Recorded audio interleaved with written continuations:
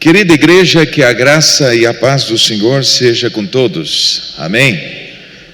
Louvado seja o nome do Senhor. Até aqui nos ajudou o Senhor. Quero mencionar minha gratidão por esses dias, pela recepção dos irmãos, pelo carinho, pelas palavras de incentivo, pelas orações, pela confiança dos pastores aqui, o pastor Francisco, a Carmen, o pastor Rafael, sua esposa Rosana. Deus abençoe a vida de vocês, os demais pastores, pastor Jean, sempre incansável aí, todas as noites com a gente, ministrando louvor, juntamente com a equipe toda, pessoal da recepção, Ministério de Famílias. Quero agradecer em meu nome, em nome da minha esposa, da minha família, em nome de nossa igreja que muito bondosamente me cedeu para estar aqui. Hoje está tendo batismos lá na igreja. Nós temos uma comunidade bastante grande, de quase 4.000 pessoas, então ceder os pastores para poder servir a outros ministérios tem sido também uma visão de nossa igreja, poder abençoar outras pessoas em outros lugares. Então trago um abraço da Igreja Batista Boas Novas, da qual tenho a honra de ser um dos pastores. Nosso pastor Wagner Vailate é o pastor presidente, e nós compomos o ministério dele, caminhamos juntos lá. Nesses dias, temos falado sobre o tema Construindo um Legado. E eu gostaria de saber quem não estava aqui nessas outras 2 noites, nem na sexta e nem no sábado. Levanta a mão. Quem não estava? Muito bem. Aonde vocês estavam? Muito bem. Espero que no lugar melhor. Espero que construindo memórias na sua vida. Deus sabe, Deus conhece. Pastor, não me julgue. Deus sabe, Deus conhece. Foi uma luta, foi uma dificuldade, foi um trabalho.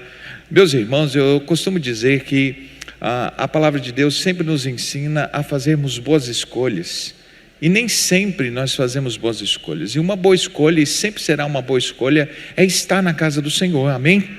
Amém. A Bíblia diz: uma coisa pedi ao Senhor e a buscarei, que eu possa estar na sua presença, estar na sua casa todos os dias, porque ali eu posso aprender do Senhor e perceber a sua presença no santo templo. Alegrei-me quando me disseram: vamos à casa do Senhor, Então é uma alegria, sempre que você puder e você tiver oportunidade, não troque a presença de Deus, não troque a casa do Senhor, não troque um culto por uma outra experiência que não seja ou que não vale a pena, porque a vida é feita de escolhas, e as nossas escolhas constroem quem somos, as memórias. E eu digo mais, existem coisas que a gente perde em eventos que nunca mais se repetem. Talvez eu volte aqui outras vezes, mas a palavra que Deus me deu na sexta e no sábado não vai se repetir. Deus vai me usar com outras palavras, de outras formas, mas quem esteve aqui pôde receber uma porção que talvez seria tão importante para você, mas você não estava. Por isso, quero deixar aqui também esse alerta: sempre que tiver oportunidade, que você puder, não troque os cultos, não troque a casa do Senhor por outros lugares, porque de fato nossa vida é feita de escolhas, e boas escolhas abençoam a nossa vida. Escolhas ruins trazem problemas, apenas consome nosso tempo, e muitas vezes a gente chega à conclusão de não foi no culto, não vi a palavra e não fiz absolutamente nada, nesse período. Então é bom fazermos boas escolhas. Eu tenho falado esses dias sobre o tema Construindo um Legado.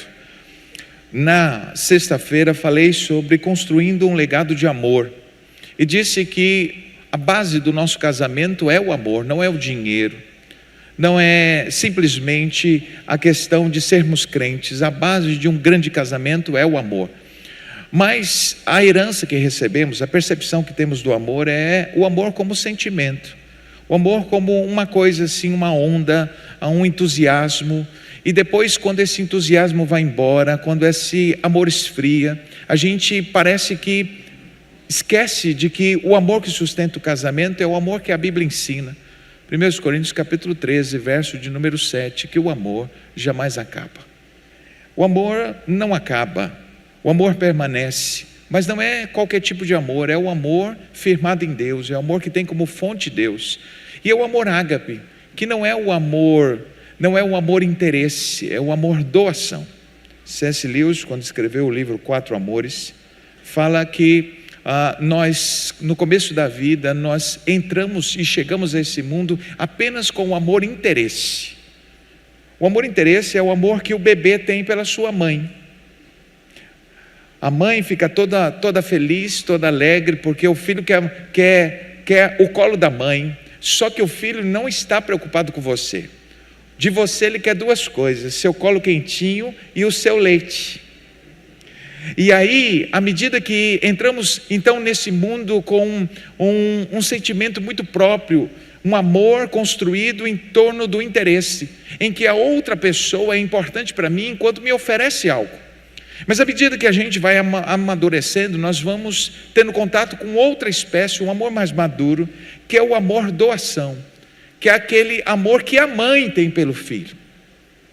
É o amor construído não com base no que vamos receber, mas no que estamos dispostos a oferecer e a dar. Esse amor é o amor que sustenta o casamento, é o amor de Deus por nós, é o amor que a Bíblia nos ensina que devemos amar. O amor atitude, o amor que tem como fonte Deus e que reabastece todos os outros amores. Falamos disso na sexta-feira.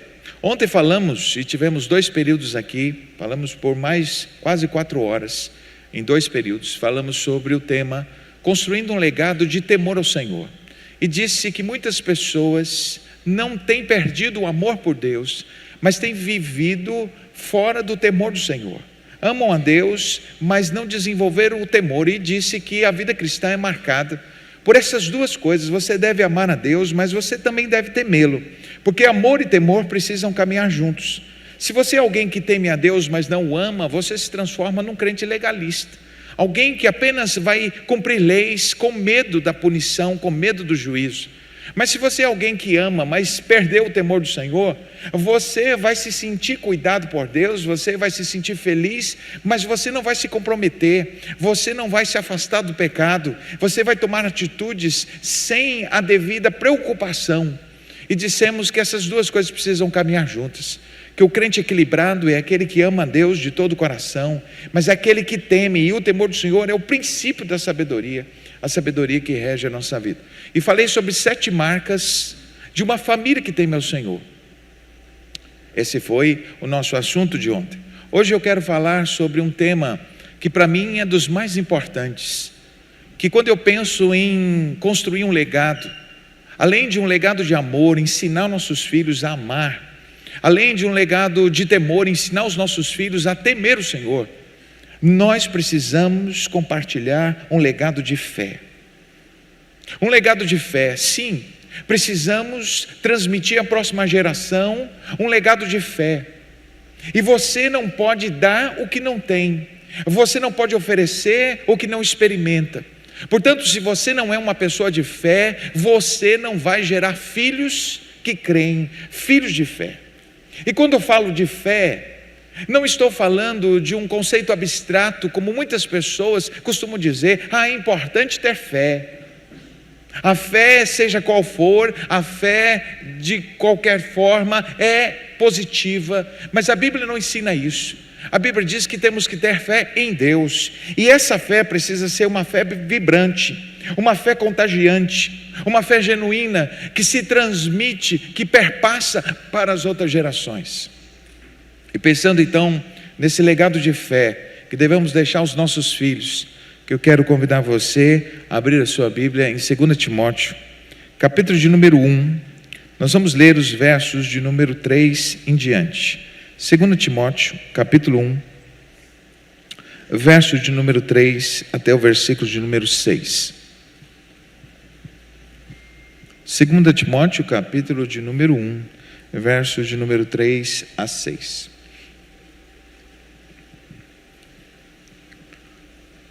O texto sagrado diz assim: carta do apóstolo Paulo a Timóteo, um jovem pastor. Paulo, no final da sua carreira, no final da sua vida, escreve essa carta com o objetivo de dar alguns conselhos a Timóteo a respeito do seu ministério. 2 Timóteo, capítulo de número 1, verso de número 3. O texto diz assim: dou graças por você ao Deus que sirvo, com a consciência limpa, como serviram os meus antepassados. Sempre me lembro de você em minhas orações, noite e dia. Quero muito revê-lo, pois me lembro das suas lágrimas. Nosso encontro me encherá de alegria. Verso de número 5. Lembro-me da sua fé sincera, como era a da sua avó, Lloyd, e da sua mãe, Eunice. Eu sei que em você, essa mesma fé genuína continua firme. Por isso, quero lembrá-lo de avivar a chama do dom que Deus lhe deu quando impus as minhas mãos sobre você. Pois Deus não nos deu um espírito que produz temor e covardia, mas sim um que nos dá poder, amor e autocontrole. A palavra do Senhor é sempre atual. E me permita dizer, e eu peço o máximo da sua atenção, para entender comigo 3 marcas de uma fé genuína. E quero, antes de falar disso, quero te contextualizar e entender por que esse assunto é tão importante. Nunca em toda a história da humanidade, em toda a história do cristianismo, se falou tanto de fé. A fé é cantada nos púlpitos da igreja. A fé é cantada nos recônditos da igreja. Fé faz parte das letras das nossas músicas, dos temas de nossas conferências. Fé faz parte das camisetas que usamos. Muitos crentes usam camiseta escrito fé. Fé faz parte de uma palavra muito comum nos nossos arraiais cristãos. Mas, meus irmãos, talvez nunca em todas as gerações se houve tanto uma crise de fé como nós temos vivido no nosso dia. Nós estamos falando muito de fé, cantando muito de fé e vivendo muito pouco a fé. Porque a fé, ela é de uma dimensão muito mais profunda. A fé não tem a ver com as coisas que a gente vê, não tem a ver com as coisas que a gente controla. Hebreus capítulo 11, verso de número 1 diz que a fé é o firme fundamento das coisas que se esperam e a prova das que não se veem. O elemento fé não pode ser na vida de um crente simplesmente um item que você escolhe ter ou não, porque o próprio livro de Hebreus, no capítulo 11, verso de número 6, diz que sem fé é impossível agradar a Deus, porque convém que aquele que dele se aproxima, creia que ele existe e que é galardoador daqueles que o buscam. Então fé na vida cristã não pode ser apenas uma palavra, porque sem fé é impossível agradar a Deus. Paulo, ao escrever a sua carta, a segunda carta aos Coríntios, capítulo 5, verso de número 7, diz que nós vivemos por fé e não por vista. O chamado de Deus para a sua igreja é que viva por fé, viva pelas coisas que creem, não só pelas coisas que veem. O texto que nós lemos fala a respeito das últimas palavras de Paulo. Porque quando Paulo escreveu a segunda carta a Timóteo, Paulo estava preso na sua segunda prisão. Depois que escreveu essa carta, passados alguns dias, Paulo teve a sua cabeça arrancada por ordem de Nero dentro da prisão romana. Foram suas últimas palavras, e essas últimas palavras Paulo se encarregou de dar um conselho a um jovem pastor que estava assumindo a grande igreja de Jerusalém e que precisava então ter esses conselhos. E entre outras coisas, Paulo começa a sua carta, a sua segunda carta, mais pessoal, mais voltada para conselhos práticos da vida. Paulo diz a Timóteo da seguinte forma: eu me alegro em Deus toda vez que lembro de você, lembro das suas lágrimas, lembro do seu carinho, lembro do seu fervor.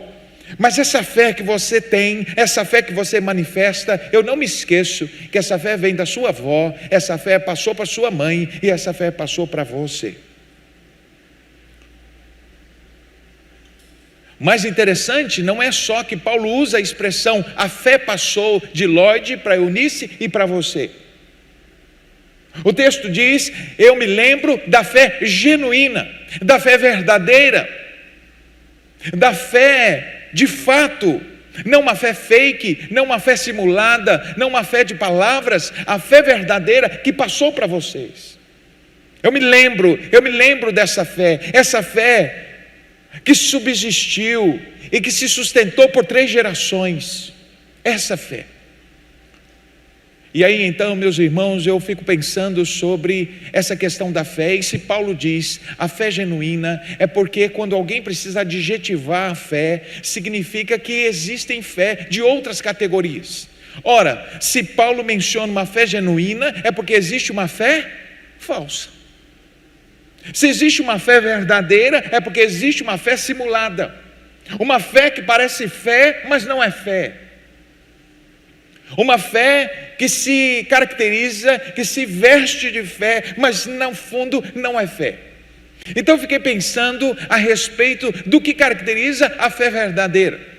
Quais são as marcas de uma fé verdadeira? Pensando nesse texto e pensando na vivência, naquilo que a gente passa para outra geração, afinal de contas, nós estamos construindo legado. E eu disse, meus irmãos, e reafirmei, que há uma diferença básica entre legado e herança. A herança é opcional, a herança você pode deixar ou não, mas o legado, ele não é opcional. O legado é algo que nós deixamos, querendo ou não, porque o legado tem a ver com o que a gente deixa na pessoa e não para a pessoa.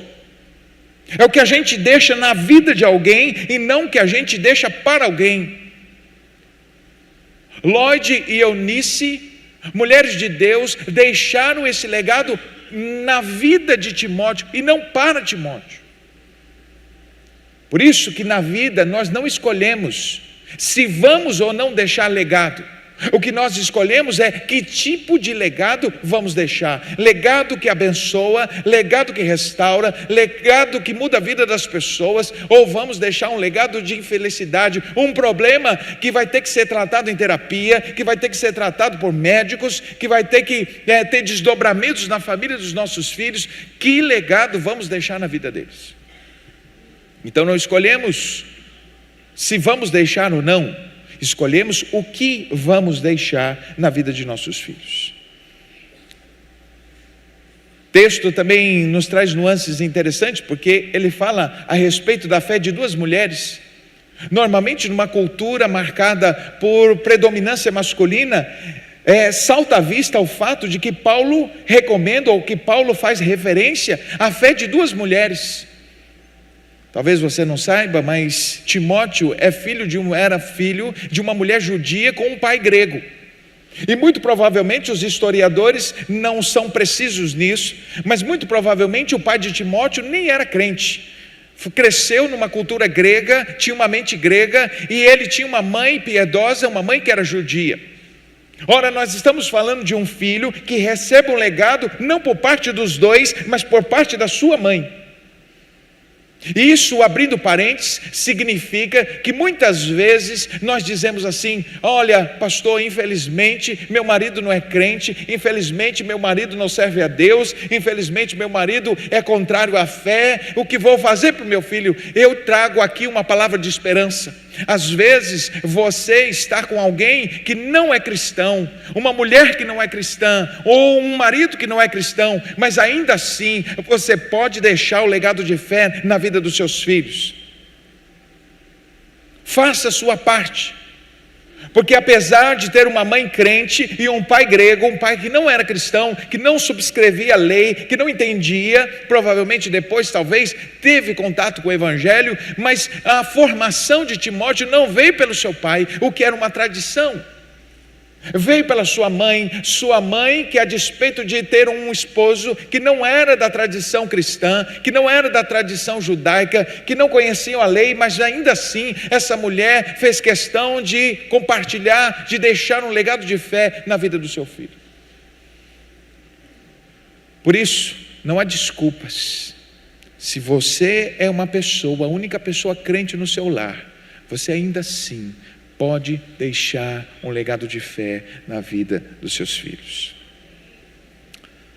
O pai influencia, é verdade, mas a mãe também influencia. O pai vai deixar um legado, é verdade, mas você, mamãe, também vai deixar um legado na vida dos seus filhos. 3 marcas de uma fé genuína que precisamos deixar de legado para os nossos filhos. Primeira marca dessa fé genuína é uma fé encarnada e não apenas proclamada. Vamos repetir comigo? É uma fé encarnada e não apenas proclamada. Muitas vezes nós nos esquecemos que não deixamos um legado de fé por aquilo que falamos. Deixamos um legado de fé a partir do que vivemos. A fé não é transmitida por palavras, porque fé não está apenas ligado a palavras. Nós muitas vezes nos questionamos quando o nosso filho se torna uma pessoa com o coração endurecido para com a palavra. A gente diz assim: mas aonde foi que errei? Eu sempre falei para esse menino sobre fé, eu sempre falei para ele sobre as coisas de Deus, eu sempre falei para ele dos feitos de Deus. Talvez esse seja o grande problema. Você só falou sobre fé, você só falou sobre experiências com Deus, você só falou das coisas. Porque, meus irmãos, quando o assunto é fé, escute o que vou dizer agora. Quando o assunto é fé, as pessoas, principalmente muitos crentes, se encaixam em apenas 3 categorias. 3 categorias de pessoas a respeito da fé. A primeira categoria é aqueles que são os admiradores da fé. Sabe quem são os admiradores da fé? São aqueles que só mencionam o que Deus faz na vida de outro. Fala sempre em terceira pessoa a respeito da obra de Deus. Deus curou, Deus fez, Deus transformou, Deus restaurou, mas nada disso tem a ver com a minha vida e a minha experiência, tem a ver com os outros. Você chega em casa e diz: que bênção aqueles testemunhos. Deus fez milagre na família A, na família B, na família C. Aí eu pergunto: qual foi a última vez que Deus fez milagre na sua casa? Qual foi a última vez que o testemunho não foi de outro, foi seu? A fé genuína é aquela em que eu falo das coisas que Deus fez na vida dos outros, mas sobretudo do que Deus fez na minha vida, de como caminho com Deus, de como experimento de Deus aquilo que Ele tem. Disse ontem, eu gosto da expressão de Paulo, quando diz em Filipenses capítulo 4, verso 19: o meu Deus, segundo a sua riqueza, suprirá todas as vossas necessidades em glória por Cristo Jesus. O meu Deus. Nós costumamos falar o Deus de Paulo, o Deus de Pedro, o Deus de Moisés, o Deus de Abraão. A fé genuína é aquela em que passamos para os nossos filhos, dizendo: filho, eu quero falar sobre o meu Deus, sobre aquele que mudou a minha vida, sobre aquele que mudou a minha história, sobre aquele que cuida de mim. Tantas experiências com esse Deus, tantos momentos difíceis em que eu encontrei nesse Deus refúgio, tantos momentos difíceis em que eu vi nele a porta, tantas situações impossíveis que por meio da fé nesse Deus que eu quero falar para você, houve milagres na minha vida. A fé que passamos precisa a fé que vivemos, a fé que muda a nossa história, a fé que muda o jeito de viver. A fé genuína e que passamos para outra geração, ela não é proclamada, ela é fruto, ela é imitada a partir do fato de que essa fé precisa ser encarnada. Me lembro das palavras do líder indiano Mahatma Gandhi, quando houve o conflito entre Inglaterra e Índia. E aí então ele, liderando um exército indiano, ou ali com o povo indiano, pregando a paz, enquanto o exército inglês, de tradição cristã, com as suas armas, matando os indianos. E aí certa vez perguntaram para o líder indiano Mahatma Gandhi a respeito da fé dos ingleses, e disseram assim: olha, você é um homem de paz, você é um homem religioso, você é um homem evoluído, como assim você não acredita em Jesus? Como assim você não subscreve a fé cristã? Olha a resposta do líder indiano. Ele disse: eu não tenho nenhum problema com Jesus, eu não tenho nenhum problema com a fé dos ingleses, eu só não concordo com o estilo de vida que eles vivem, mesmo tendo a fé que eles têm. creem em Jesus, estão nos matando. Falam de amor, mas estão com armas destruindo nossas famílias. Eu não tenho problema com a fé que eles dizem, com a fé que eles professam. Eu tenho um problema com a fé que eles vivem. Essa não me empolga, essa não me impacta, essa não cria em mim nenhum tipo de desejo ou inclinação. Talvez o seu grande problema não é a fé que você diz, não é a fé que você crê, não é a fé que você proclama, mas é a fé que você vive. Há um escritor americano, talvez um dos pastores mais influentes hoje no mundo da internet. O nome dele é Craig Groeschel, e ele escreveu um livro que todo cristão deveria ler, principalmente cristão que estão em posições de liderança. O título do livro é O Cristão Ateu. O Cristão Ateu. E ele diz que infelizmente hoje no mundo existe uma nova categoria de gente, o cristão ateu. Professa que ele existe, professa que crê em Deus, mas vive como se não cresce, vive como se ele não existisse. É o cristão ateu. Ele não é ateu teórico, mas ele é ateu prático. Porque na teoria Deus existe, Deus faz, Deus consola, Deus está no trono, Deus é todo poderoso, mas na prática não, na prática é comigo, é do meu jeito, é da minha maneira, é com as minhas possibilidades, é com os meus recursos, é da minha forma. A fé que transmitimos, a fé que impacta, não é a fé das suas palavras, é a fé da sua vida, é a fé que é encarnada na maneira como você vive. Quando o seu filho olha para você e diz: o meu pai não fala de fé, minha mãe não fala de fé, eles vivem por fé. Olha o que a Bíblia diz, Hebreus capítulo 10, verso de número 38. O meu justo viverá pela fé, e se retroceder, a minha alma não terá prazer nele. O meu justo viverá pela fé. Os justos de Deus viverão, ouça e percebam o verbo, viverão pela fé. A galeria dos heróis não é composta de gente que falou de fé, é composta de gente que viveu a fé. E escute, a fé não é aquilo que faz Deus entrar em movimento, a fé é aquilo que nos coloca em movimento.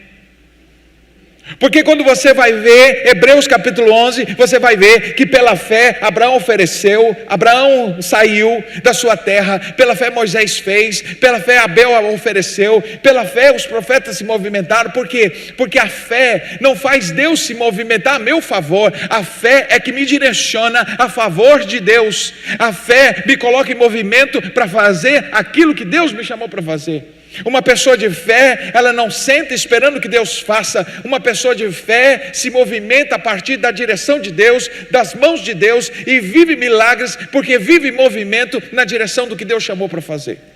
Então, se você é uma pessoa de fé, mas você não faz nada na obra, você não se envolve, você não faz, você não vive a missão, você não é uma pessoa de fé. Você fala de fé, porque fé é movimento.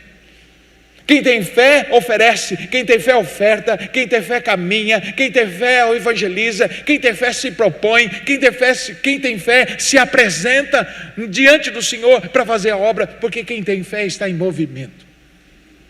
Uma igreja composta de consumidores da fé, gente que vem domingo após domingo, senta, assiste o culto, vai embora, mas tem tanta coisa, tem tantas programações, tem tantas frentes, tem tantas formas de você abençoar as pessoas. Pessoas de fé não ficam sentadas esperando Deus agir, pessoas de fé veem o agir de Deus enquanto se movimentam, enquanto estão na direção do que foram chamados para fazer. Por isso, você não é uma pessoa de fé se tudo que você faz é vir à igreja, sentar no culto, assistir o culto, ir para casa e viver a sua semana como se Deus sequer fizesse parte da sua agenda.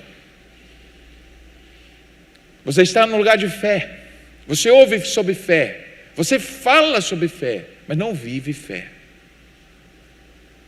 Fé que foi passado a Timóteo, não foi passado por meio de palavras. O texto não diz sua avó e sua mãe falaram de fé. Não, diz o texto, você recebeu a fé que havia nelas, a fé que elas internalizaram. Porque as palavras, elas podem até orientar, mas é o seu exemplo que arrasta. Provérbios 22, verso 6. Ensine o menino no caminho.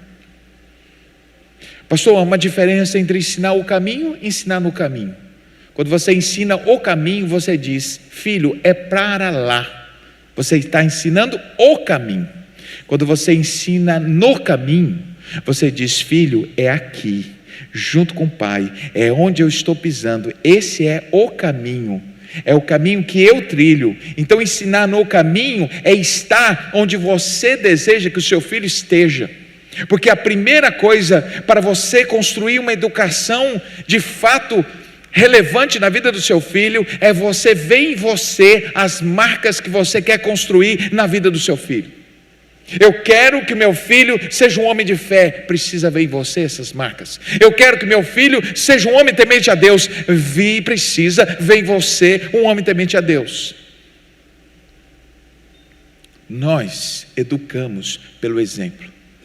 Como diz, talvez um dos maiores líderes cristãos que a gente tem, o maior expoente de liderança no meio cristão, John Maxwell. Ele é um dos escritores mais lidos na área de liderança, não só entre cristãos, mas no mundo inteiro. Ele é um dos líderes mais influentes do mundo. Ele tem uma frase que ele repete em vários livros. Essa frase é: nós ensinamos o que sabemos, mas reproduzimos o que somos. O legado de fé é deixado para os filhos a partir de alguém que vive fé, não alguém que apenas fala de fé. Portanto, uma fé genuína é uma fé encarnada e não apenas proclamada.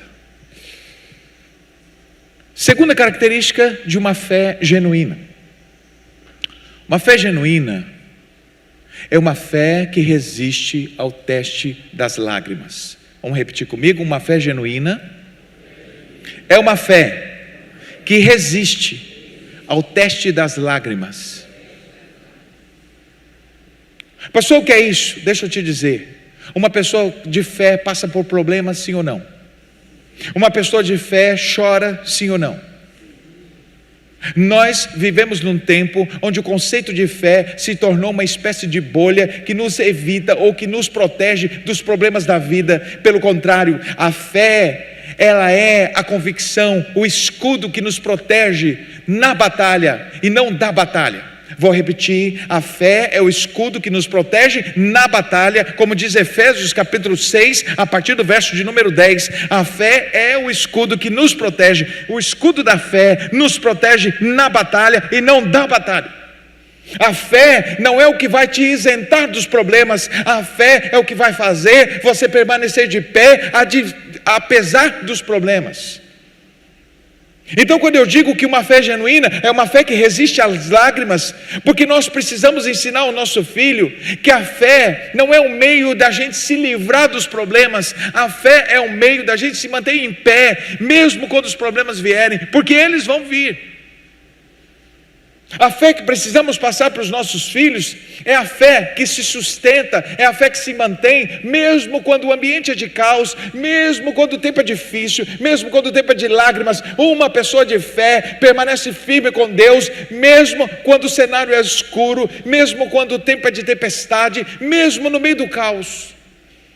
É a fé de Sadraque, Mesaque e Abednego, quando disseram ao rei da Babilônia: o Deus a quem servimos pode nos livrar da fornalha, mas ainda que Ele não nos livrasse, se Ele não nos livrar, ainda assim não nos dobraremos diante da sua imagem.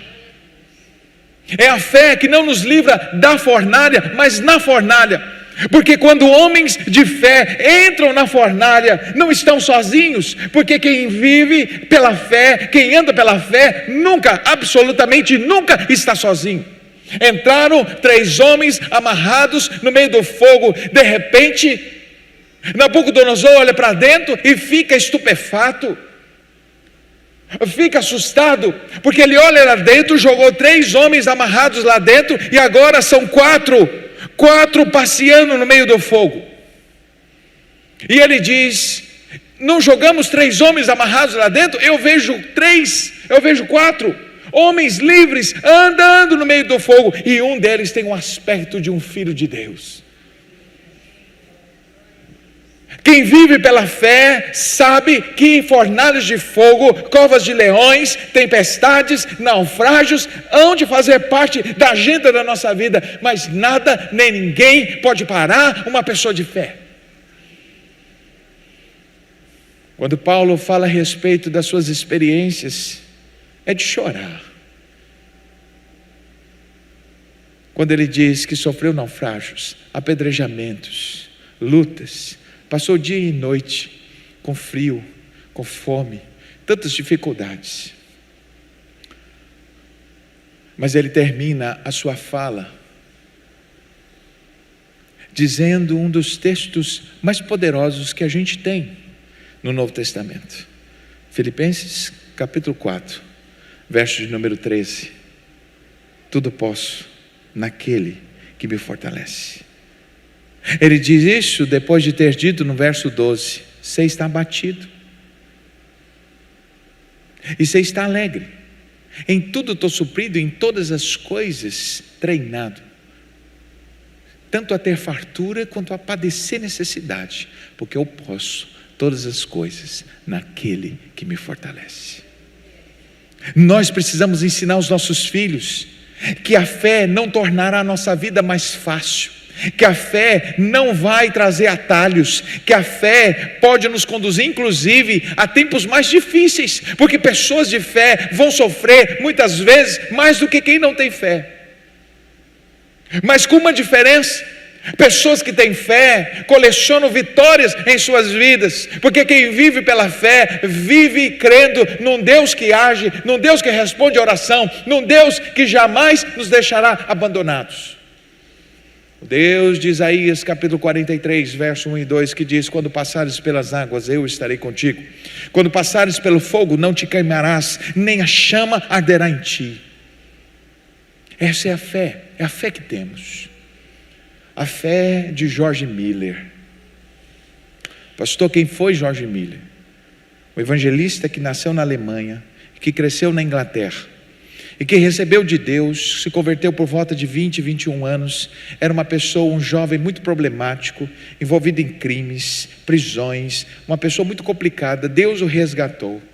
E ele, assim que se converteu, num ambiente de oração, ele aprendeu um legado de oração. Escute essa história.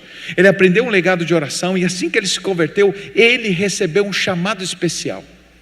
E o chamado dele era de cuidar de crianças órfãos nas ruas da Inglaterra. E ele disse e fez um acordo, um compromisso, um pacto com Deus, e disse: Deus, se o Senhor está me chamando para cuidar dessas crianças, então eu vou cuidar, mas eu quero dizer ao Senhor que durante todo este tempo não vou pedir ajuda para absolutamente ninguém que não seja o Senhor. Imagine um homem cuidando de crianças órfãos, sem nunca, durante 62 anos, pedir um único centavo para absolutamente ninguém. Durante 62 anos, George Miller sustentou e cuidou e criou mais de 10.204 crianças, sem nunca pedir absolutamente nada. Na sua biografia constam mais de 50.000 orações respondidas. Sabe quantas vezes perguntaram para ele: quantas vezes você foi para a cama sem ter nada, absolutamente nada, nem uma bolacha, nem um pãozinho, nada para dar para suas crianças? Ele diz: por 2.000 vezes eu fui para a cama sem ter no outro dia absolutamente nada para dar para as crianças. 2.000 vezes. E perguntaram para ele assim: e como é que foi a sua noite? Ele diz: eu deitei e dormi todas as vezes. Nenhuma vez e nenhuma noite eu passei em claro, preocupado. Sabe por quê? Porque o Deus que me chamou para esse ministério disse que a trajetória seria difícil, mas que Ele me sustentaria. E crendo no sustento de Deus, nunca passei uma noite em claro. Consta-se também na sua biografia que ele ensinava as crianças a agradecer por uma comida que não estava no prato. Todas as vezes elas levantavam e com seus pratinhos vazios, com as suas canequinhas vazias, agradecia a Deus pelo suprimento, e todas as vezes o suprimento chegou. Uma pessoa de fé não vai viver, não vai sempre abrir a despensa e ver o sustento, mas uma pessoa de fé sabe que eu não estou vendo agora, mas ele vai chegar, não está acontecendo agora, mas vai vir. Porque quem tem fé, crê no Deus que responde no seu tempo, na sua maneira, mas sempre responde. Nós precisamos passar aos nossos filhos um legado de uma fé que não se apoia na circunstância, que não fica preso às coisas. Aí eu pergunto para você: quando as coisas estão difíceis na sua casa, o que é que os seus filhos veem em você? Preocupação, desespero, murmuração, reclamação. Pessoas de fé mostram que tempos difíceis são oportunidades para demonstrarmos a nossa fé, oportunidades para mostrarmos a diferença que existe entre quem crê em Deus e quem vive por si mesmo. Quem tem fé diante das lutas não murmura, não reclama, porque sabe que o sustento vem, sabe que a resposta vem, sabe que o Senhor no seu tempo, da sua maneira, vai sustentar. Fui moço, agora sou velho, nunca vi um justo desamparado, nem a sua descendência mendigar o pão. Quem crê em Deus sabe e continua semeando, mesmo com lágrimas. Como diz o Salmo 126, aquele que leva a preciosa semente, no verso 6, andando e chorando, voltará sem dúvida com alegria, trazendo consigo seus molhos. Quem tem fé, planta sementes, mesmo em tempos de lágrimas. Quem tem fé, canta à meia-noite, mesmo acorrentado, e depois de ter passado por uma das mais desumanas sessões de açoites. É o caso de Paulo e Silas. Diz o texto que à meia-noite, quando todos os presos estavam reclamando, quando todos os presos estavam gemendo as suas dores, reclamando da sua má sorte, Paulo e Silas, com os seus corpos dilacerados, presos a colunas, porque não podiam sequer se sustentar nas suas próprias pernas, de tanto que tinha sido desumanos açoites. Paulo e Silas à meia-noite não estavam gritando, não estavam chorando, não estavam dizendo por que Deus, estavam louvando o Senhor. E diz o texto que enquanto louvavam o Senhor, tremeu o lugar onde estavam, suas cadeias caíram por terra. E o carcereiro, aquele que havia participado dos açoites, aquele que os havia machucado, agora se ajoelha diante deles e diz: o que vou fazer para ser salvo? Quem tem fé transforma os seus leitos em púlpitos de esperança, transforma os seus momentos difíceis em oportunidades para testemunhar da sua fé, porque sabe que as pessoas, o governo pode virar as costas para você, sabe que o emprego, o teu chefe pode estar nem aí com a sua história, não está nem um pouco preocupado com as suas dívidas, mas há um Deus que cuida de você, é um Deus que te sustenta. E quem tem fé não vive nas preocupações desse mundo, porque sabe que o Senhor alimenta os passarinhos, veste os lírios do campo e fará muito mais por nós. Então quem tem fé vive e passa para os filhos uma fé que não se abala no meio das tempestades, uma fé que resiste ao teste das lágrimas. Essa é a fé que precisamos passar para os nossos filhos, uma fé que resiste ao teste das lágrimas. E acabo minha palavra falando da terceira marca da fé, e ela está muito clara nesse texto. É a fé que resiste ao teste do tempo. Vamos repetir comigo? É a fé que resiste ao teste do tempo. O texto está falando, meus irmãos, de uma fé que passou por 3 gerações: a avó, a mãe, o filho. 3 gerações. Vieram os problemas, vieram as dificuldades. A fé resistiu ao teste do tempo. Você sabia que na filosofia, a rainha de todas as virtudes é a perseverança? Por que a perseverança? Porque nenhuma virtude mantém-se virtude sem a perseverança. Se você é uma pessoa honesta, a sua honestidade só tem valor se ela for perseverante. Se você for honesto por 50 anos e no final da sua vida você assaltar um banco, você não vai terminar como uma pessoa honesta, você vai terminar como um criminoso. Se você é uma pessoa fiel à sua esposa por 30 anos e você resolver ter um caso depois de 30 anos, você não vai ter computado na sua história 30 anos de fidelidade e uma infidelidade. Você vai ser conhecido como um homem fiel. Porque a maior de todas as virtudes é aquela que resiste ao teste do tempo. A fé verdadeira é aquela que se sustenta ao teste do tempo. Não é uma fé de uma fase, não é a fé de um período, não é uma fé de uma época. Olha, quando eu era adolescente, quando eu era jovem. Não, é uma fé que se sustenta ao longo da vida. Talvez você não saiba ou não esteja familiarizado com a cronologia bíblica, mas quando Daniel chegou na Babilônia, provavelmente ele era um jovem adolescente, junto com os demais. Quantos já ouviram falar do episódio da Cova dos Leões? Daniel e a Cova dos Leões. Quantos já ouviram falar? Muito bem. Você sabia que Daniel e a Cova dos Leões aconteceram, muito provavelmente Daniel, no evento da Cova dos Leões, já tinha cerca de mais de 80 anos de idade. Então, a Cova dos Leões não veio na fase jovenzinha.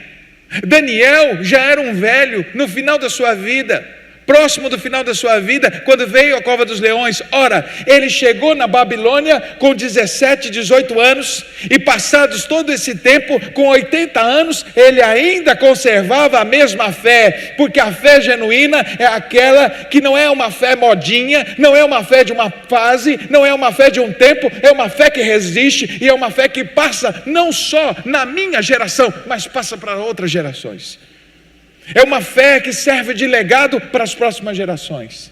Nós precisamos construir uma fé que inspire nossos filhos e que inspire os filhos dos filhos. Mas escute, a Bíblia fala de uma tríade geracional muito perigosa, e eu quero alertar você a respeito disso. A Bíblia fala de uma tríade geracional muito perigosa. Grandes homens de Deus, expoentes, falharam na transmissão da sua fé aos seus filhos. Sabia disso?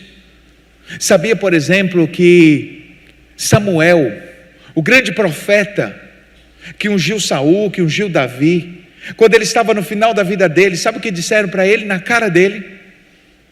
Nós queremos um rei. Ele disse assim: por que um rei? Ele disse assim: porque você, Samuel, está velho e os seus filhos não andam no caminho do Senhor. Foi assim com Isaías, foi assim com Davi e alguns dos seus filhos, foi assim com tantos homens que tiveram ministério, homens que foram homens de Deus, mas falharam em transmitir para as próximas gerações a fé. E eu disse que tem um perigo na tríade geracional retratado na Bíblia. Vou mostrar agora. Abraão foi um homem de fé, sim ou não? Sim. Abraão viveu coisas extraordinárias com Deus na sua fé. Mas você já reparou que praticamente a gente não fala de Isaac? Todas as vezes que a gente fala de fé, a gente não fala da fé de Isaac, a gente fala da fé de Abraão. Isaac recebeu um legado de fé, só que não foi a mesma que Abraão viveu, porque Abraão viveu experiências de fé, Isaac ouviu falar sobre as experiências que o seu pai viveu, mas não viveu as mesmas experiências. E aí, filho de Isaac, vem quem? Jacó, o enganador. O homem de fé, fervoroso, gerou um filho mais ou menos, que gerou um enganador. Uma pessoa que não fosse a misericórdia de Deus, terminaria as páginas da história dando voltas, ou enganando e sendo enganado, porque essa era a trajetória de Jacó. Enganou seu irmão, enganou seu pai, enganou seu tio, enganou um monte de gente para chegar onde quis. Um fervoroso, um morno, um frio.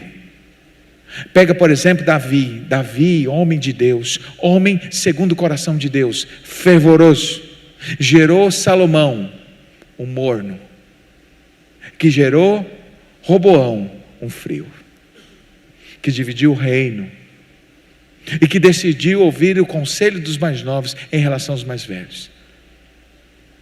Não para por aí, vamos pensar em geração de Moisés, viu e experimentou os milagres. Geração de Josué, conquistou a terra prometida e passou um tempo só ouvindo falar sobre os milagres. Qual é a geração que vem? A dos juízes. Não conheceram nem Deus e nem aquilo que Deus havia feito. Essas são as primeiras palavras que aparecem em Juízes. Surgiu uma geração que não conhecia o Senhor nem os seus feitos. Sabe o que eu quero dizer? Não basta você, pai e mãe, apenas ser fervoroso. Você precisa passar isso para os seus filhos. E digo mais, se você é fervoroso, você corre o risco de gerar filhos mornos. Mas se você é morno, você corre o risco de gerar filhos incrédulos, filhos que virarão as costas para Deus. É um alerta que a palavra de Deus faz. Por isso, eu quero alertar você que é pai, assim como eu também sou pai. Esse alerta é para todos nós, e escute o que vou dizer: nós somos parte de algo muito maior do que pensamos. Não é só sobre nós, gente, não é só sobre nossa vida, não é só sobre a gente, é sobre gerações, é sobre algo muito maior. Muitas vezes agimos como Ezequias, talvez para mim seja um exemplo das pessoas que mencionou uma das frases mais tristes que uma pessoa que tem filhos pode dizer.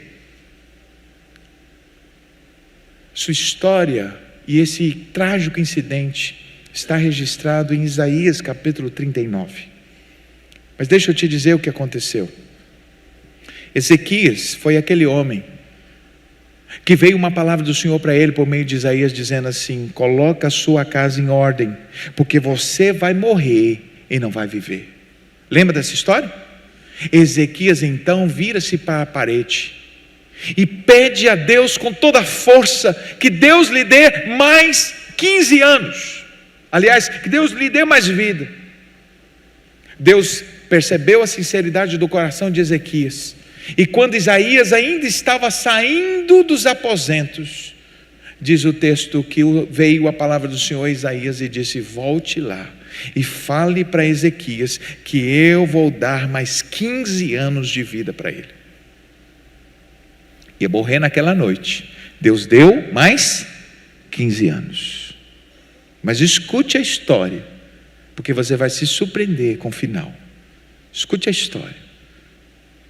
Deus havia dado uma ordem para ele: coloque em ordem a sua casa. 15 anos de vida, certo? Quando Ezequias morreu, o seu filho Manassés tinha por volta de 7 a 9 anos de idade. Ora, se Manassés tinha 7 a 9 anos de idade, ele surgiu nesse período que Deus deu 15 anos de vida para ele, não foi? Foi. Mas qual foi a ordem que Deus deu para ele? Coloque em ordem a sua casa. Sabe o que Deus estava pensando? Que Ezequias não percebeu. Deus já sabia que ele viveria mais 15 anos. E que daquela casa sairia o próximo rei de Israel, e que se ele não colocasse em ordem a casa, aquela casa em desordem iria gerar um filho que não teria condições de levar e conduzir o povo de Deus da forma como deveria. E sabe o que aconteceu? Todos os historiadores e os comentaristas bíblicos são unânimes em dizer que Manassés, filho de Ezequias, foi o pior rei que Israel produziu. E olha que de todos os 21 reis que Israel produziu, todos foram porcaria, todos foram ruins. Mas Manassés foi o pior deles. Aí você diz assim: pastor, mas não era culpa. Não foi culpa de Ezequias. Manassés era ruim mesmo, é sementinha do mal. Deus deu uma ordem: ajusta a sua casa, coloque em ordem a sua casa, porque essa casa vai produzir o próximo rei de Israel. E olha que tipo de rei.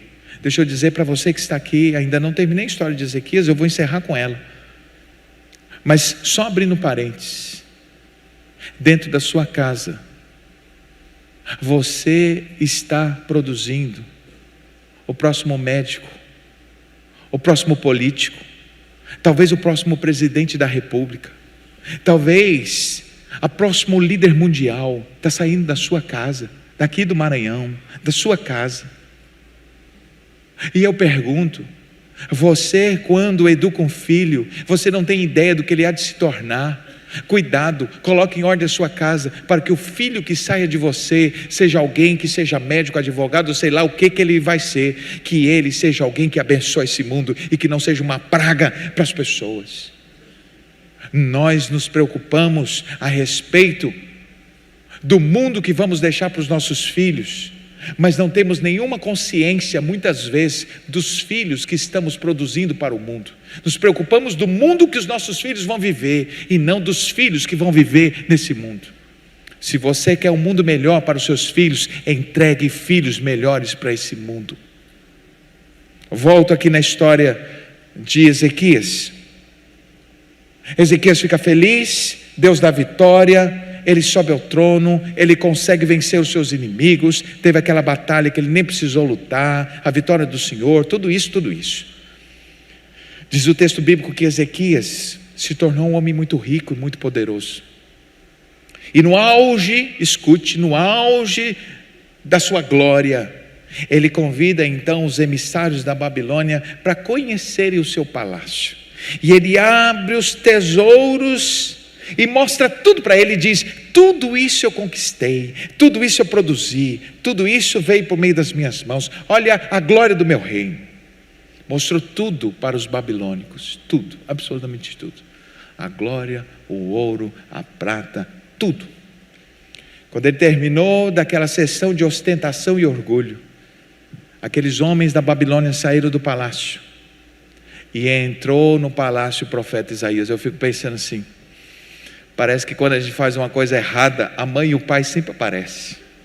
O patrão sempre aparece naquela hora. Você está ali trabalhando, mas de repente você resolve ter um momentinho de folga. Seu chefe entra dentro da sala e diz assim: bonito, né? No horário de trabalho, matando tempo. Você estava até aquele momento trabalhando. Mas eu fico pensando, Isaías entrando. E Isaías foi muito, muito enigmático. Isaías chegou para Ezequias e disse assim: muito bem, quem são esses homens que saíram daqui?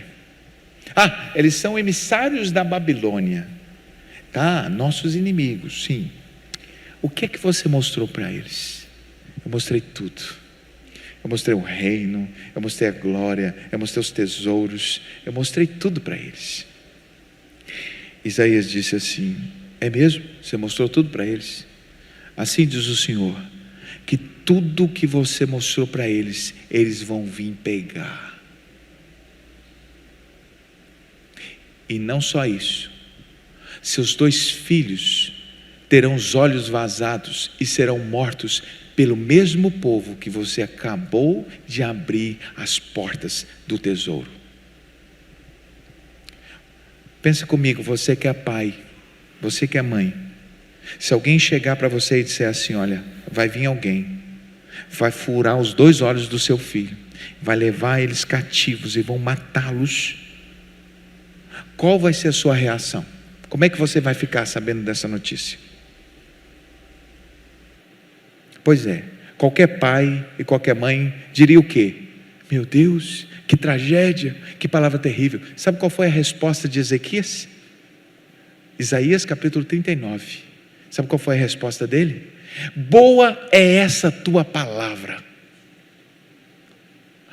Porque entendeu Ezequias que a tragédia ia acontecer não nos seus dias, mas nos dias dos seus filhos.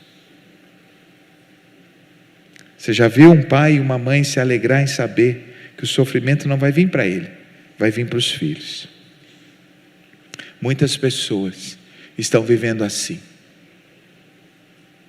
Eu sou crente, eu tenho minha fé, está tudo bem, vou viver minha vida confortável, mais ou menos. Esquece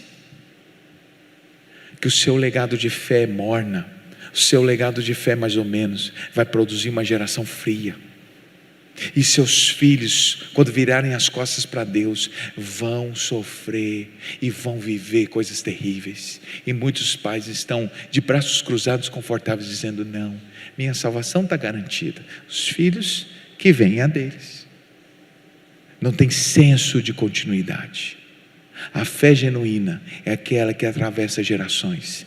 É aquela em que eu penso não só em mim, eu penso nos meus filhos, eu penso no meu filho, eu penso no filho do meu filho, eu penso nas gerações que saíram dele, eu penso que aquele menino vai ser, com todas as limitações, com todas as dificuldades, aquele menino que saiu de mim e da minha esposa, aquele menino vai abençoar as nações, aquele menino vai ser a bênção. Enquanto nós pudermos, nós não vamos dar a ele apenas uma vida confortável, não vamos dar apenas aquilo que ele precisa, vamos formar um menino para ser uma bênção nesse mundo. E quando não estivermos aqui, ele abençoará as pessoas à sua volta. Essa é a minha missão como pai. Se você é alguém que pensa só em você, você não entendeu nada sobre fé, porque fé tem a ver com pensar no teste do tempo, o que vai ser quando eu partir. Será que os seus filhos continuarão lendo a Bíblia depois que você partir? Será que eles continuarão crentes quando forem adultos? Quando não puderem mais ser mandados por vocês, será que eles por si mesmos virão à igreja, sentarão nesses bancos e servirão a Deus? Ou fazem isso porque você os obriga? A fé que abençoa não é a fé imposta, é a fé que inspira, é a fé que as pessoas dizem: eu quero o Deus do meu pai, eu quero viver. Meu pai viveu milagres, meu pai andou com Deus, meu pai caminhou com Deus, meu pai tinha as marcas de Deus, meu pai tinha um brilho no rosto, meu pai tinha uma fé, não havia nenhuma tribulação, nunca vi meu pai desesperado, nunca vi meu pai chorando, nunca vi meu pai abrir a boca para reclamar. Era um homem de fé e eu quero viver os seus passos, as suas pegadas. Meu irmão, minha irmã, Deus nos chamou para gerar um legado de fé. Talvez, e termino minha palavra aqui, talvez você que está me ouvindo, talvez você diga assim: pastor, eu carrego um lamento na minha vida, eu não tive um legado de fé, eu não tive um pai e uma mãe que oraram comigo, eu não tive um legado de fé. Aliás, eu sou jovem, sou adolescente, e os meus pais nem estão aqui, pastor. Eu sou o único da minha família que sirvo a Deus. Deixa eu terminar com essa palavra. Se você está nesse caso: pastor, eu sou o único crente da minha família, minha mãe não serve a Deus, meu pai não serve a Deus. Deixa eu te dizer, o legado que você recebeu é problema deles. O legado que você vai deixar é um problema seu. Quem não veio de uma família de fé, construa uma família de fé. Quem não veio com uma família de amor, construa uma família de amor. Quem veio numa família de escassez, construa uma família próspera. Quem veio de uma família disfuncional, construa uma família saudável. Sabe por quê? Porque Deus te dá a oportunidade, não só de receber um legado, mas de saber e de decidir o que vai fazer com ele. Lembra que eu falei que legado a gente não escolhe se deixa ou não, certo? A gente vai deixar. Só que tem uma outra coisa que eu termino minha fala dizendo: o legado que eu recebi, sou eu que vou decidir se vou viver ou não. Muitos de nós recebemos um legado horrível, terrível, mas não é o legado que eu recebi que vai definir o legado que eu vou entregar, o legado que eu vou deixar. Pare e pense, e aqui eu lembro das palavras de Francis Chan no livro Eu e Você para Sempre. Francis Chan, no final do seu livro, diz assim: que nossa vida cristã seria totalmente transformada se a gente fizesse um único exercício, a gente fechasse os olhos e nos lembrasse, nos transportássemos mentalmente para o dia da nossa morte, nosso funeral. O que gostaríamos que nossos filhos falassem sobre nós? O que gostaríamos de ouvir? Se pudéssemos ter a capacidade e pudéssemos ouvir, o que gostaríamos que falasse no nosso funeral? Aí ele diz, isso vai gerar um impacto na sua vida. Só que ele diz, não pare por aí, vá um pouquinho mais adiante, vá para o seu primeiro dia na eternidade, e você está diante do Senhor, e agora eu te pergunto, diz ele, o que você gostaria de ouvir de Jesus a seu respeito? Que palavras você gostaria que saísse da boca de Jesus a respeito da sua vida e da sua trajetória? Com isso em mente, diz Francis Chan, agora volte para a sua vida agora e comece a produzir o legado e a caminhar e a fazer os ajustes que você precisa para ouvir o que você gostaria de ouvir. A fé genuína é uma fé que vamos deixar como legado, que tem 3 marcas. Primeira marca é a fé encarnada, não proclamada apenas. É a fé que resiste ao teste das lágrimas. Ela se sustenta no meio da tribulação, no meio do caos. E por fim, é uma fé que resiste ao teste do tempo, passa de geração em geração. Que Deus abençoe sua palavra em nossos corações. Amém.